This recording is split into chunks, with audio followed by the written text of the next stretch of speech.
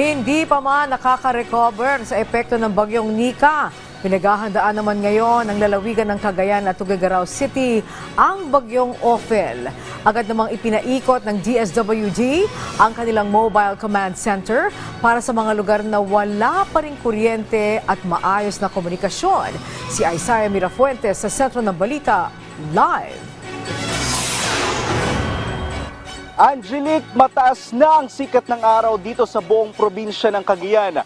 Pero hanggang sa ngayon, maraming lugar pa rin dito ang lubog sa malalim na baha.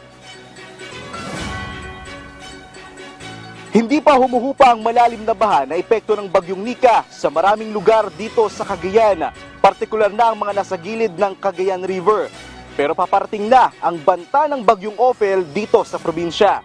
Ang Cagayan ang isa sa mga posibleng maging sentro ng bagyong Ophel. Isinailalim na sa signal number 2 ang 6 na bayan dito sa Cagayan, ang bayan ng Bagao, Piña Blanca, Gataran, Gonzaga, Lalo at Santa Ana, habang signal number 1 naman sa nalalabing bahagi ng Cagayan. Bahagyan ng bumaba ang level ng tubig sa Cagayan River. As of 11 a.m., nasa 11 meters na ang level ng tubig sa ilog ng Cagayan. Bumaba ito ng kaunti mula sa 11.3 meters kaninang alas 6 ng umaga. Pero nananatili pa rin itong nasa critical level.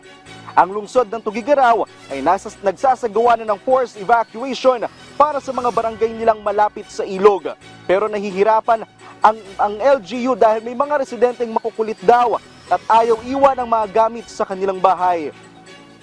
Samantala, ang Department of Social Welfare and Development Office dito sa Region 2 ay nagpapaikot na ng kanilang mobile command center.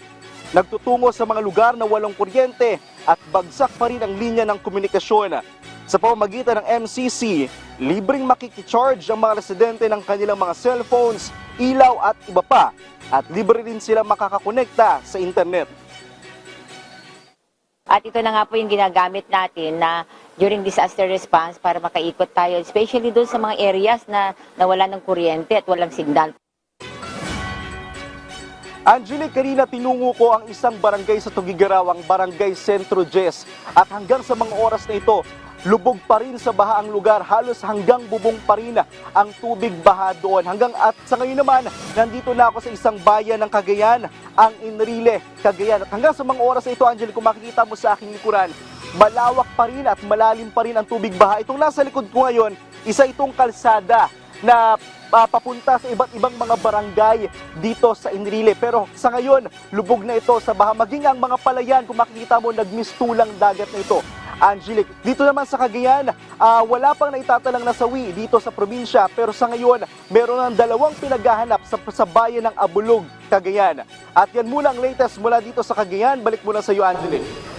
Okay, maraming salamat sa iyo, Isaiah Mirafuentes.